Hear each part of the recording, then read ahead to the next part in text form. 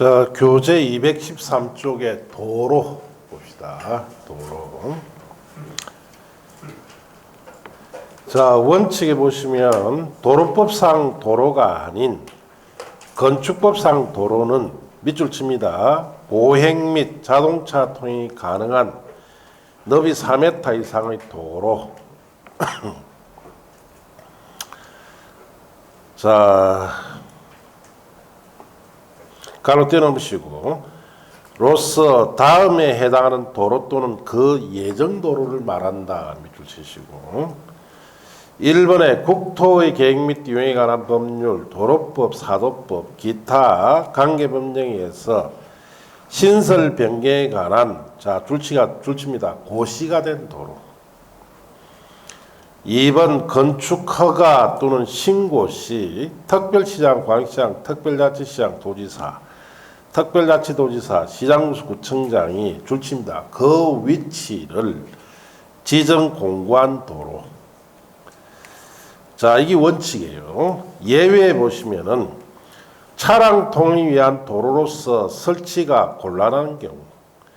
자, 지형적 조건으로 차량 통행을 위한 도로 설치가 곤란하다고 인정하여 특별자치시장, 특별도지사, 시장군수구청장이 줄칩니다. 그 위치를 공고한 구간은 안의 너비가 3m 이상인 도로는 차량 통행이 곤란해도 도로가 된다는 뜻이고 2번 막다른 도로인 경우 막다른 도로는 한쪽이 막힌 거죠.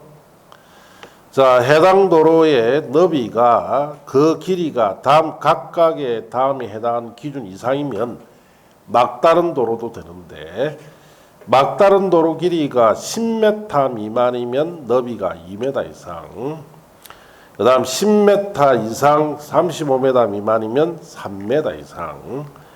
자, 35m 이상이면은 6m 이상이 되면 도로가 된다 이 뜻인데, 자, 봅시다.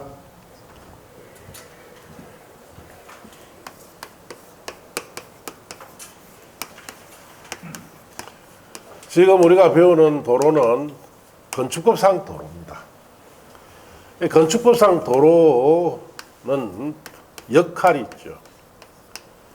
자, 건물이 있는 대지에 사람이 출입을 할 수 있도록 해주는 것이 건축법상 도로예요. 그래서 건축법상 도로 정의는 자, 원칙적으로는 보행에 말하는 사람이 다닌다 이 말이죠. 예. 그 다음에 자동차 통행이 가능한 너비 4m 이상의 도로 또는 그 예정 도로까지 건축상 도로 봅니다. 자, 그러면 이런 도로나 예정 도로가 건축상 도로가 되려면은 국토계획 및 이용에 관한 법, 도로법 등에 의해서 신설 변경에 대한 고시가 되든지 아니면 건축허가 신고 시에 시도지사, 시장군수구청장이 그 위치를 지정 공고하게 되면은 건축상 도로가 된다 이 뜻입니다. 자, 그럼 첫째 따져봐야 될 거 보행, 사람이 다니게 됩니다. 건축법상 도로는 반드시 사람이 다녀야 돼요. 자, 우리 도로 중에 사람이 다닐 수 없는 도로가 있죠. 고속도로. 자, 고속도로는 사람이 못 다녀요. 차만 다니죠. 그럼 고속도로는 건축법상 도로도 아니다? 아닙니다. 보행이 안 되기 때문에. 자, 그 다음에 자동차 통행은 가능해야 되는데, 자, 예외로 자동차 통행이 곤란할 때도 만일에 이 도로가 너비가 3m 이상이 되면은 자, 예외로 도로로 인정해 줍니다. 자, 그리고 너비가 4m 이상이 돼야 원칙인데 뭐 여기도 예외가 있죠. 차량 통행이 곤란할 때는 3m 이상만 되면 되고 또 막다른 도로가 있죠. 자, 막다른 도로 같은 경우에는 자, 그 길이가 10m 미만일 때는 너비가 자, 2m 이상이면 도로로서 인정이 됩니다. 10m 이상, 35m 미만이 되면은 너비가 3m 이상이 되면 도로로서 인정이 되고 35m 이상이 되는 막다른 도로에서는 너비가 6m 이상이 되면은 도로로서 인정이 된다. 이런 거는 외우실 필요 없습니다. 예. 막다른 도로도 이런 기준에 따라서 도로가 될 수 있다. 그렇게만 하시면 돼요. 그리고 예정도로. 자, 아치 설치 안 되는 예정도로도 도로로서 인정이 됩니다. 자, 그래서 원칙과 예외에 관한 도로다. 그럼 이런 도로는 시험에, 여러분 시험에 이걸 묻는 게 아니에요. 이걸 도로를 묻는 이유는 여러분 중개업상 가장 중요한 것이 하나 있죠. 대지와 도로 관계 때문에 시험에 한 번씩 물어봅니다. 이걸 우리가 다른 말로 무슨 묻냐? 접도문학, 접도. 자, 봅시다. 자, 여기 도로가 있어요. 자, 여기에 대지가 이렇게 있습니다. 자, 그러면은 우리나라에서는 대지는 반드시 도로에 자, 얼마 이상 접해야 되느냐? 2m 이상 접해야 여기 허가받아 건물 지을 수 있어요. 이때 이 도로는 원칙과 예외에 관한 도로다 이 뜻이. 보행 첫째 가능해야 돼요. 자, 그럼 고속도로는 된다 안 된다? 안 되죠. 고속도로는 안 돼요. 그래서 여러분이 아셔야 될 것이 이런 고속도로 같은 경우는 양옆으로 일정 거리 안에 여기에는 접도 구역이다 해서 여기는 건축을 할 수가 없습니다.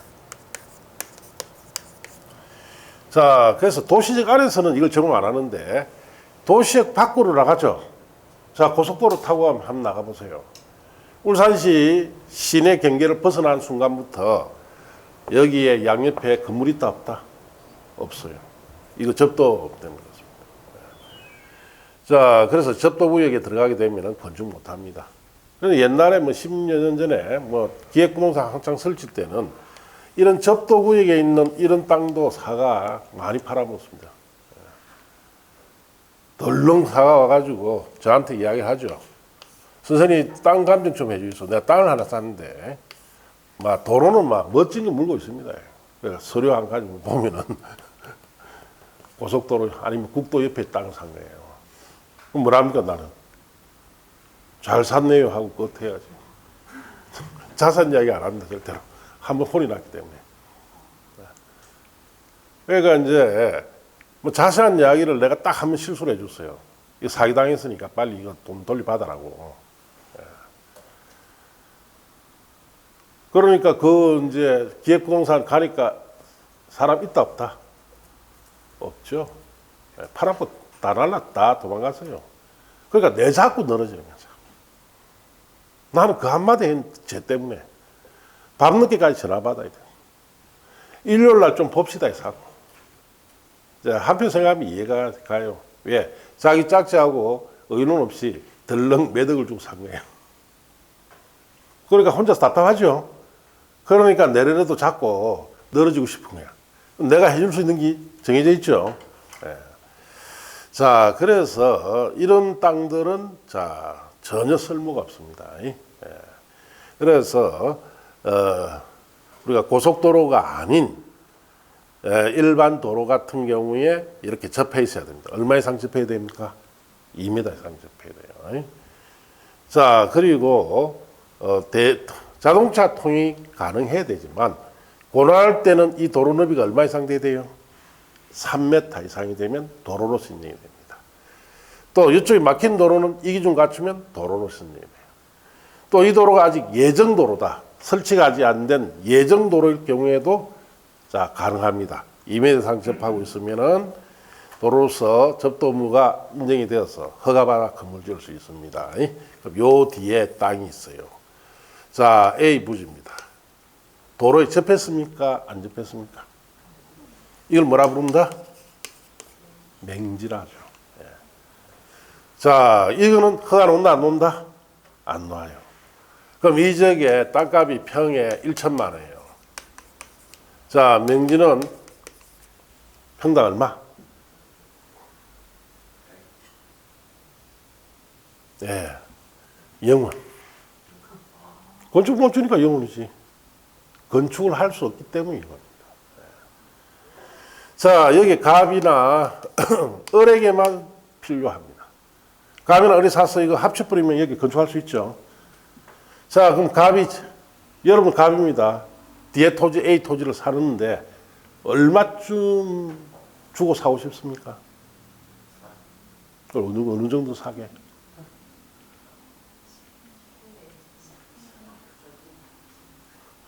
그러면 한 100만 원? 100만 원도 안 줘요, 실제로는. 예, 한 2, 30만 원 줄까 말까 합니다. 값이 튕겨버리죠. 자기는 답답한 게 없으니까. 예. 그래서 뒤에는 헐값이 되니까 뒤에 A 대지는 판다, 안 판다? 그냥 안 파는 거예요. 예. 이 사람 욕심은 적어도 절반 이상 받고 싶죠. 그런데 자기가 생각한 것보다 훨씬 작은 금액을 제시하기 때문에 거래가 안 돼요. 그래서 이런 경우에는 세월을 묵혀둬 버리죠. 그럼 한 30년, 40년 지나면 이 적이 다 바뀌죠. 그러면 이게 제가 받게 된단 말이에요. 예. 그래서 맹지 가지고 있는 사람들이 몇십 년 동안 지고만 있지 팔 생각은 아예 없습니다. 왜? 제대로 가격을 안 쳐줍니다. 자, 그래서 여러분이 이 도로 관계를 비우는 거는 요것 때문에 비우는 거예요. 적어도 2m 이상 접해야 건축할 수 있습니다. 이런 접하지 않은 이런 맹지는 허가 받는다, 못 받는다? 못 받습니다. 자, 그렇게 아시고.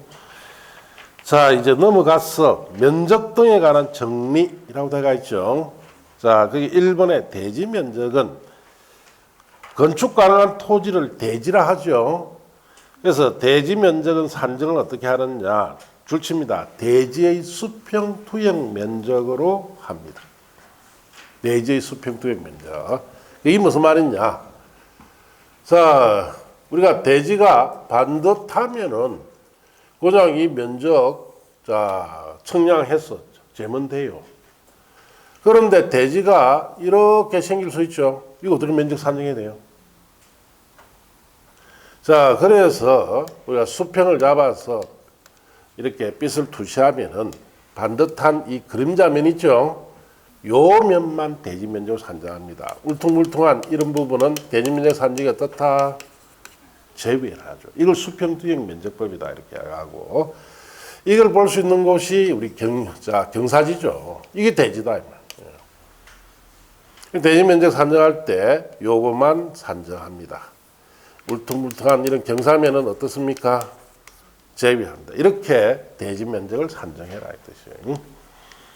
자, 그 다음에 그 양갈로 2, 3번은 지금 배우는 게 아니에요. 자, 내려가서 건축 면적. 자, 건축 면적은 자, 그게 줄칩니다. 건축물 외벽.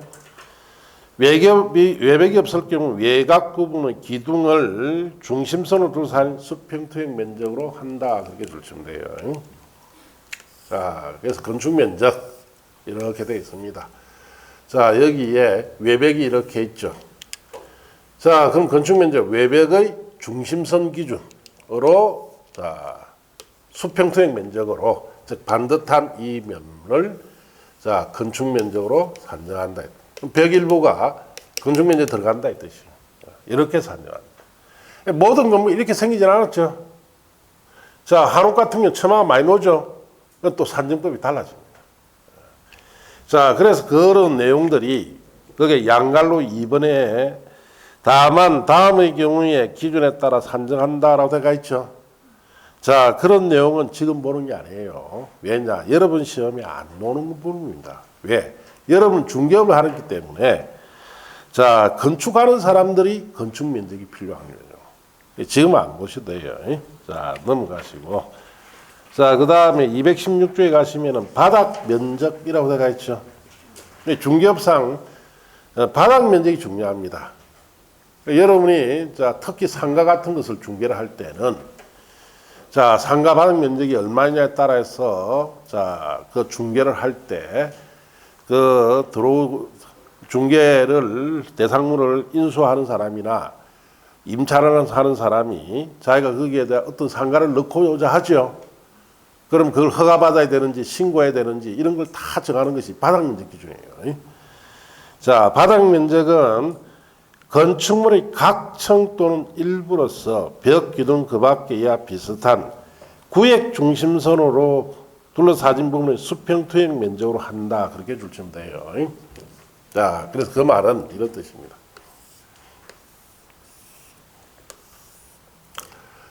자, 여기가 건물이 이렇게 있죠. 자, 1층, 2층 건물입니다.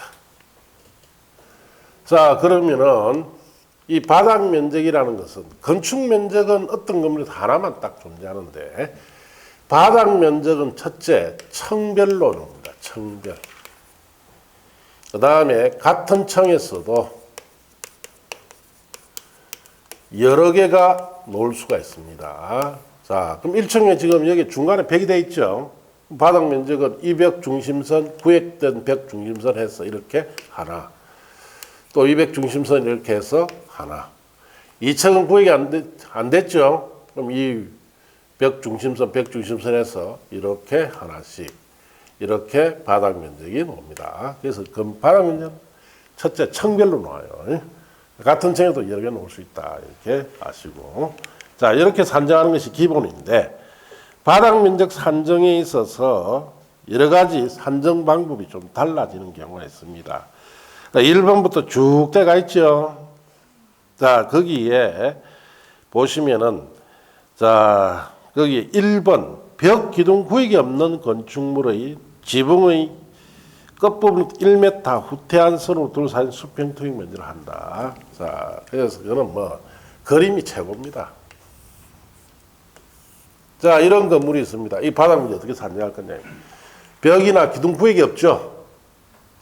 그러면 이 지붕 끝 일대에서 1m 후퇴하고 이쪽 지붕 끝에서 1m 후퇴해서 자, 요거로 둘러싸진 반듯한 이 면적을 이 건물의 바닥 면적으로 산정하자 이 뜻이에요. 자, 그 다음에 2번에 보시면 피로티 자는 공동주택 자 주차 공간에 전용될 경우 공동주택에서는 바닥 면적에 들어가지 않습니다. 피로티가 뭐예요? 다 아시죠?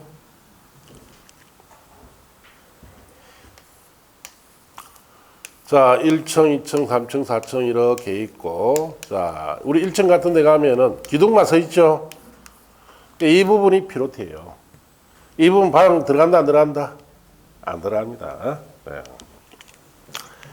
자, 그 다음에 3번은 너무 내용 짧기 때문에 지금 보지 마시고, 4번에 성강기탑, 계단탑, 굴뚝, 더스투슈터, 다락은 1.5m, 경사진 지붕 형태는 1.8m 이하일 때는 끝에 가서 바닥 면적에 산입되지 않습니다. 자, 우리 이렇게 건물에 보면 이런 탑이 성강기 탑이나 계단 탑이죠. 이런 부분이나 다락은 바닥에 들어간다, 안 들어간다? 안 들어갑니다. 자, 이렇게 하시면 되고.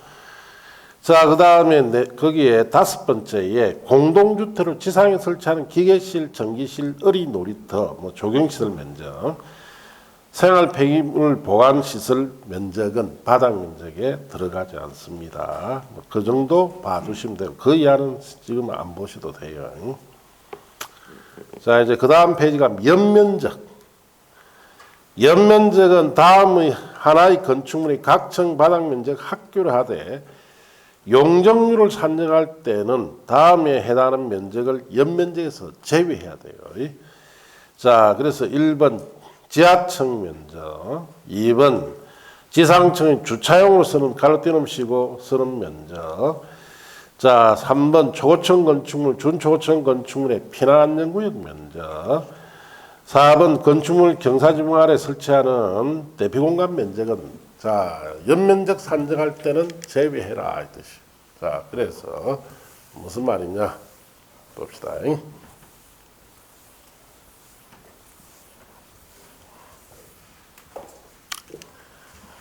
자, 연면적이다라는 것은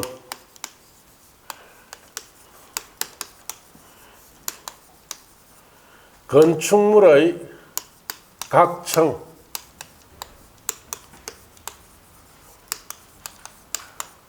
바닥 면적의 합을 연면적이다 이렇게 합니다.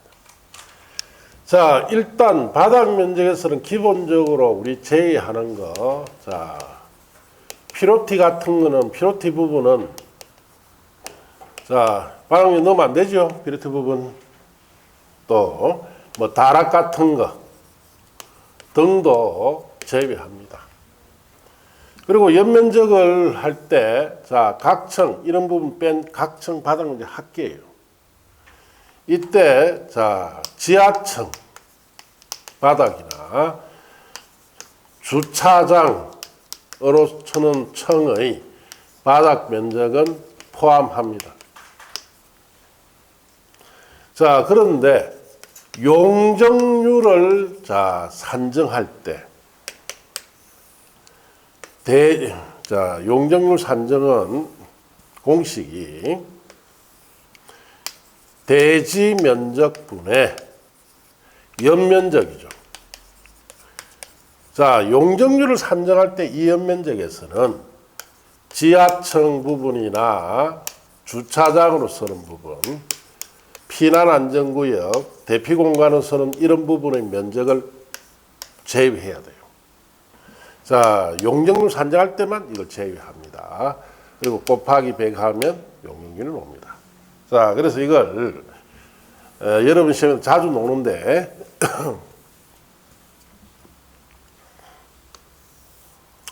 자, 이런 건물이 있습니다. 자, 여기가 500제곱미터짜리 대지예요. 자, 그래서 자, 여기에 각층 바닥 면적이 200, 여기도 200, 여기도 200, 다 200씩입니다.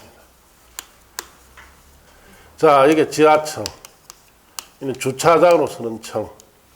자, 여기는 사무실, 주택, 주택, 주택. 자, 이 건물의 연면적은 얼마고, 용적률을 산정하기 위한 연면적은 얼마고, 그 다음에 이 건물의 용적률은 얼마고. 자, 건축물 대장을 보면은 건축물 대장에 첫 점에 내려가면 다 이렇게 표시되어 있어요. 각 건물마다. 자, 연면적은 얼마예요?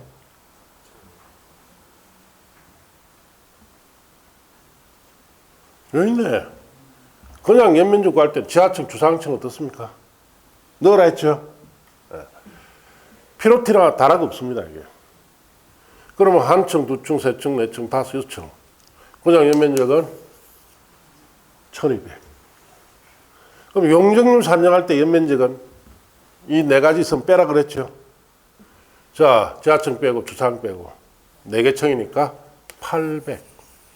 용적률은 얼마입니까? 여기 그대로 대입하면 되지. 자, 대지 면적이 얼마나 했어요? 500. 자, 그리고 요거 빼고 나면은 800이죠? 800 곱하기 100 하면 용적률이 옵니다. 계산하면은.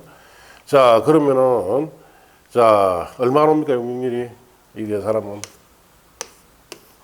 5로 800을 나누면 1, 자, 160% 나오죠?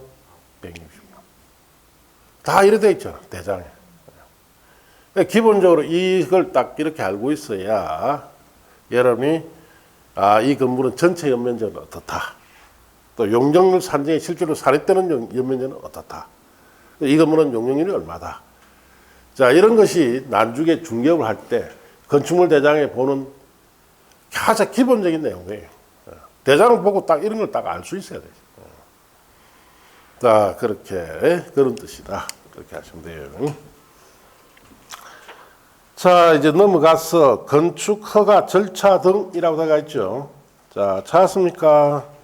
이 부분은 이제 본 수업할 때 배워야 돼요. 절차에 관한 것이니까 쭉 넘어가시고.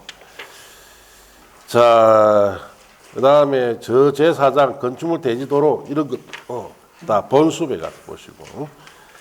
자, 이제 225쪽에 가시면 건축물 높이 청수라고 되어 있죠. 자, 이거는 이제 개념이니까 보는데. 자, 높이를 어떻게 산정할 거냐, 건축물 높이를. 자, 1번에 보시면 건축물 높이는 지표면으로부터 해당 건축물의 상단까지 높이랍니다. 상단의 동그라미. 상단 후에 씁니다. 옥상 바닥이랍니다. 이 건축물 높이를 우리가 산정할 때 지표에서 옥상 바닥까지 높이를 자, 건축물 높이로 산정합니다. 자, 그렇게 아시고. 2번, 3번, 4번, 5번은 지금 보실 거 없어요. 자, 내려가서 청수를 어떻게 산정하느냐. 자, 거기에 양가로 2번 보세요. 지하층은 청수에 산입한다, 산입하지 않는다? 산입 안 해요. 그게 줄치고. 3번, 청수가 다를 경우 그중 청수가 가장 많은 층을 건축물 청수로 산정한다. 줄치고.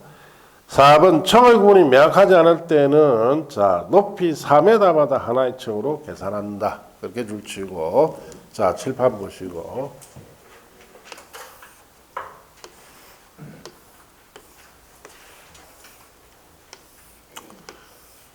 자, 여기는 지하 1층, 2층.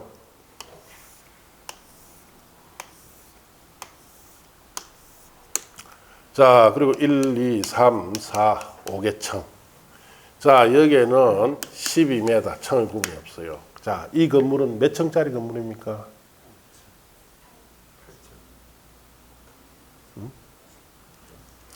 자, 일단 지하층 넣지 말았죠. 요번은 5층은 딱 구분되어 있죠. 이거는 층의 구분이 없어요. 이럴 때 여기는 3m 한 층 계산해야 되죠. 그럼 여기 3개 층이니까 5층과 3층 나니까 몇 층? 이제 그 뜻이에요. 방금 밑줄 친 게. 그렇게 아시면 됩니다. 자, 그렇게 정리하시고, 자, 넘어가서 이제 6편 주택법에 관한 용어를 배워봅시다. 자, 주택법도 여러분 시험에 7문제가 나옵니다. 여기서도. 자, 거기에 용어 정의에 가서 1번. 자, 주택법에서 주된 적용 대상물이 주택이에요. 여기는. 자, 그게 주택 봅시다. 줄칩니다. 세대의 세대원이 장기간 독립된 주거 생활을 영위할 수 있는 구조로 된 건축물로 그 부속 토지를 포함하는 개념이다까지 줄치면 돼요.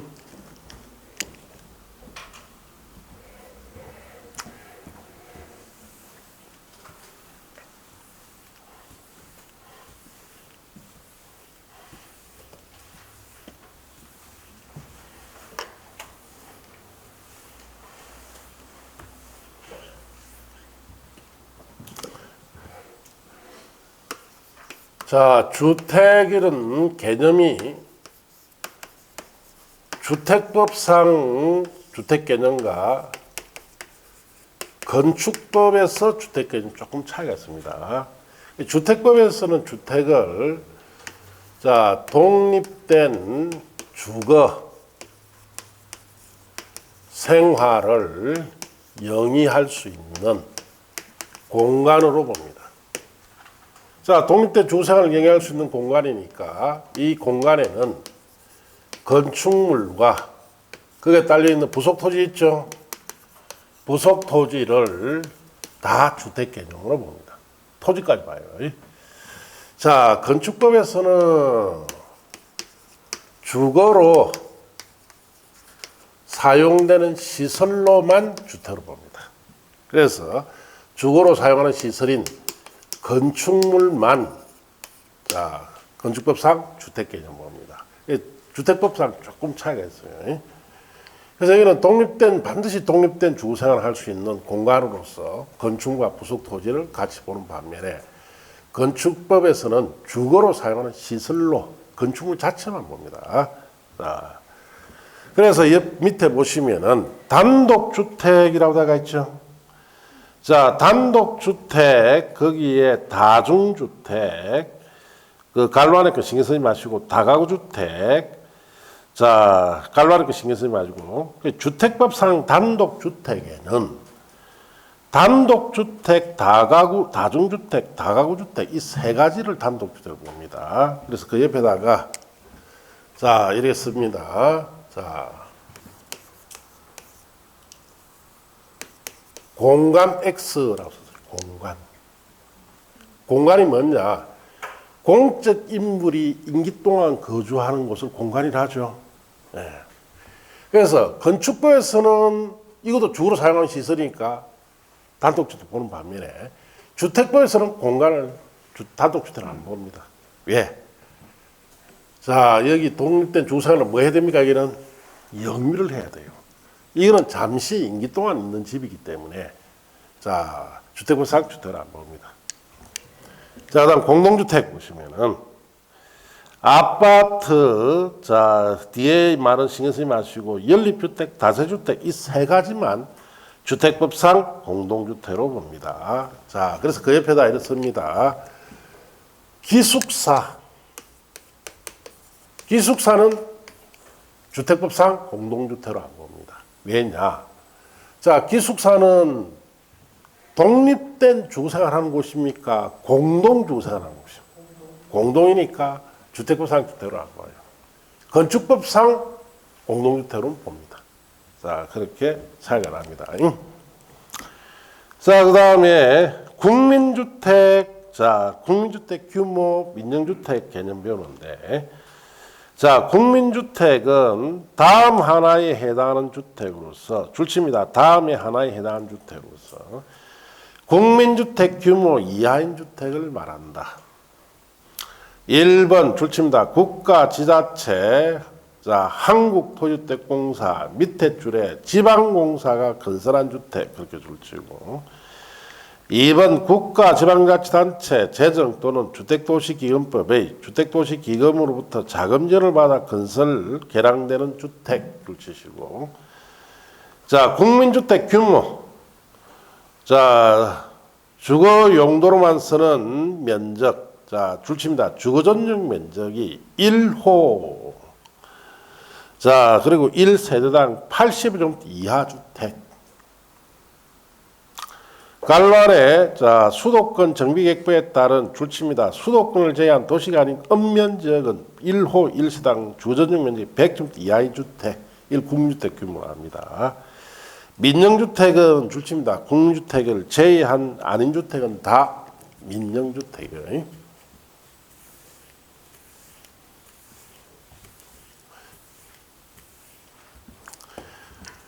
자, 봅시다.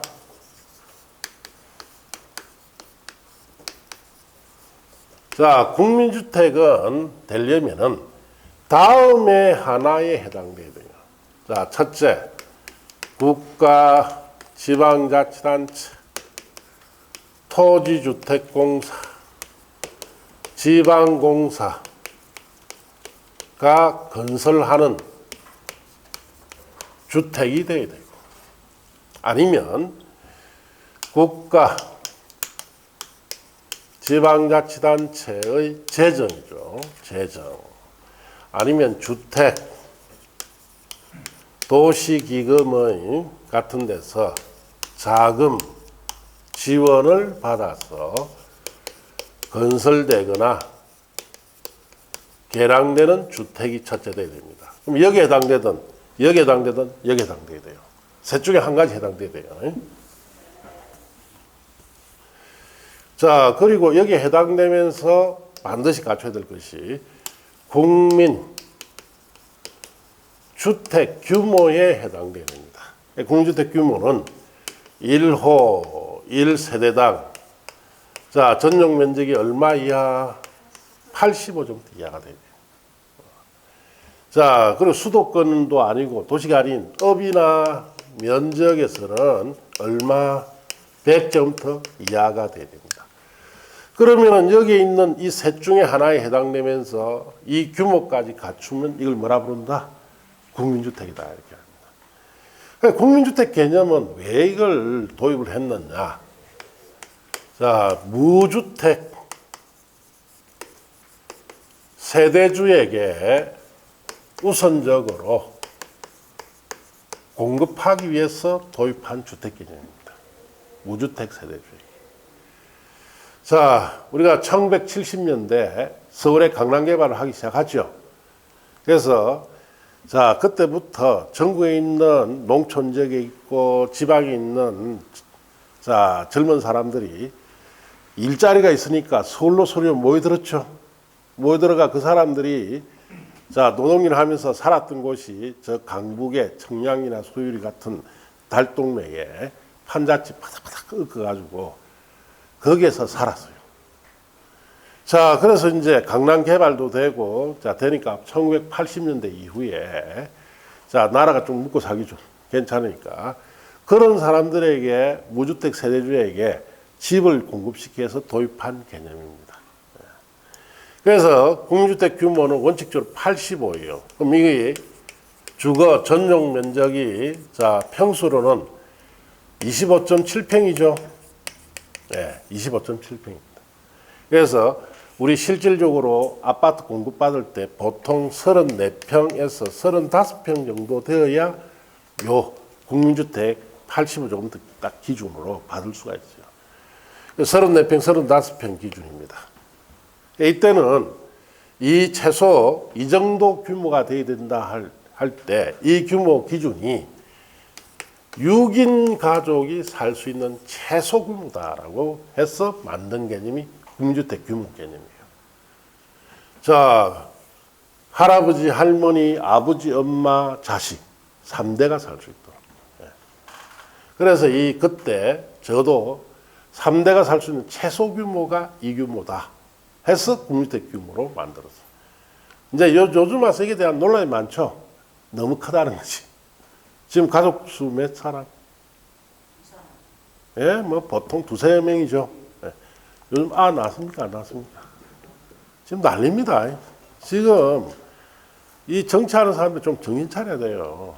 뭐 쓸데없는 거, 뭐 정치 싸움이나 하는 그런 건 하더라고. 지금 자식 생산을 지금 많이 해야 돼요. 자식 생산을 지금 많이 해야 되는데 우리나라 지금 출산율이 0.8이라 하죠. 그래도 0.8이라도 유지한 건 누구 덕입니까? 외국인 덕입니다. 외국인은 한국에 시집 와가지고 애를 많이 낳았는데 한국 사람들은 안 낳아요. 자, 이 골치 아픕니다. 특히 젊은 한국 부부들은 0.4입니다. 출산율이. 안 낳습니다. 자, 출산율이 뭐 알을 안 낳으면 난주 어떤 문제 생깁니까? 예? 자, 인구 없어지면 여러분이 나이가 이제 70, 80 됐죠? 누가 받쳐줍니까, 이 나라를? 세금 낼 사람? 없어요. 애들이 없기 때문에 세금 낼 사람이 없습니다. 그럼 나라가 주저앉았던 거예요. 인구가 늘어나야 젊은 사람들이 많고 애들이 많아야 나중에 우리가 나이가 들었을 때 노후 대책이 되죠. 그 애들이 성인이 돼서 세금을 많이 내니까. 자, 지금 그게 가장 심각한 문제예요. 그래서 애를 많이 낳기 위해서는 지금 뭐 전문가들도 다 이야기하지만 자, 결혼을 할 수 있는 여건을 만들어줘야 돼. 그런데 뭐 서울의 맞벌이 부부들 이야기 들어보면은 애를 낳을 수가 없죠. 감히. 어떻게 애를 낳아? 누가 키우노? 네, 키울 사람도 없고. 키우는데 어마어마한 비용이 들어요. 자, 주택을 갖추려는데 돈도 천문학적 들지. 자, 그러니까 결국 결혼 못하고 혼종만 생기는 겁니다. 자, 이것부터 뜯어 고쳐야 돼요. 네. 그래서 우리가 이제 이 국민주택 규모를 좀 줄여야 됩니다. 한 70제곱미터 이하로 60제곱미터 정도로 줄여서 결국 국가에서 하는 일이 이런 거예요. 저렴한 주택을 많이 공급해야 됩니다. 서울이고 뭐고 간에. 공급해서 젊은 사람들이 자, 결혼을 해서 출산율도 올릴 필요가 있습니다. 만일에 저 같으면 이제 나라에다가 좀 돈을 모아서 나는 이런 정책을 펴고 싶어요. 자, 젊은 사람 결혼 정년기에 있는 20대 후반 서로 연애하죠. 불러. 나라에서 부릅니다. 너가 연애하지? 너가 결혼할래? 결혼하면은 네 몇 년 안에 4명만 낳아라. 4명만 낳아라. 그러면 넌 직업 없어도 된다. 그 아들 키우는데 나라에서 1,000만 원 지원해 줄게. 매달. 그리고 집 줄게. 괜찮죠? 그래 하면 됩니까? 안 됩니까? 그럼 돈은 천지요, 지금. 돈이 천지라니까. 여러분 아셔야 될 것이 우리가 우리나라 생각하는 거하고 외국인이 우리나라 생각하고는 천지 차이입니다. 외국에서 우리나라 볼 때는 어떻다? 못 산다, 잘 산다. 엄청 잘 사는 거예요. 사실 여러분이 모르는 우리나라 외화 보유가 어마어마합니다. 아르헨티나 같은 나라는 뭐라는 줄 압니까? 돈이 없으니까 한국에 땅을 팔자. 대한민국 땅덩이만큼 땅을 팔 테니까 너가 한 500억 달러만 사라. 우리 땅을. 산다 안 산다? 안 사요. 왜? 아르헨티나한테 한번 그래 속았잖아. 대한민국이. 옛날에 아르헨티나에 농사 이민 보내려고 대한민국 정부에서 아르헨티나 땅을 샀습니다. 이 아르헨티나라는 나라가 뭘 팔았느냐? 아무것도 할 수 없는 항무지를 파는 거예요. 그 경험이 있었기 때문에 아르헨티나에서 뭐 땅 사라고 하면 다시는 안 사죠. 자, 그래서 이래 해도 돼요. 그러면 전국에 10만 가구에 한번 생각해 보세요.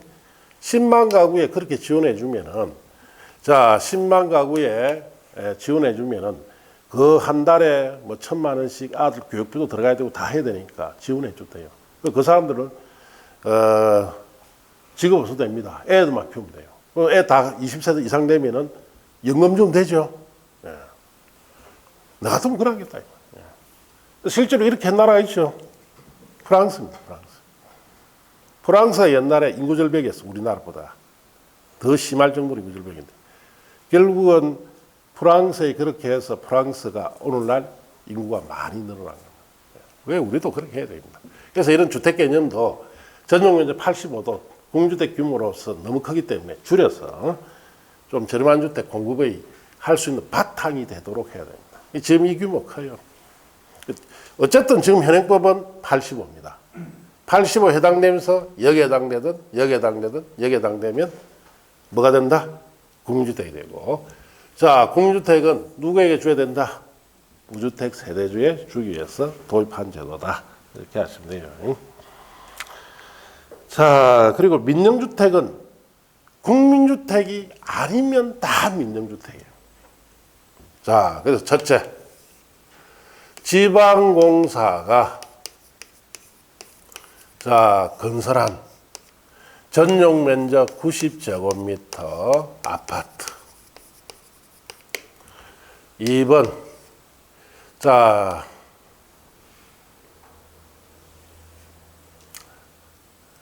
L사가 건설한 80제곱미터 아파트. 자, 그 다음에 세 번째. 자, 주택 도시기금에서 지원받아서 건설한 60제곱미터 아파트. 공주택이 어떤 거에 해당돼요?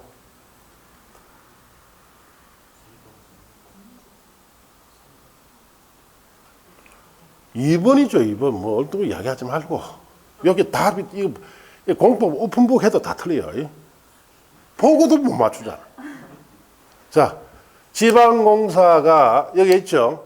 건설한 주택이 되려면 얼마 이하 돼야 된다? 85. 90이니까 안 되죠. 자, 세 번째 거. 주택도시기금에서 자금 지원을 받았죠. 자, 이거 건설한 거 60점부터 이하, 85점 이하 됐죠. 맞다. 3번이 맞죠. 자, L사 건설했는데 80제곱미터예요. 이는 왜 안 됩니까? 자, 국가자 토지주택공사, 지방공사 건설하든지 국가자 재정 지원 받든지 주택도시기금 지원 받아야 되죠. 그런 말 없이 그냥 민간 건설 사업자 건설한 거죠. 이는 민영주택입니다. 여기에 해당이 안 되니까. 자, 그런 개념이다. 이렇게 아시면 돼요. 자, 이제 옆에 가서 공공택지부터 또 잠시 쉬었다가 합시다.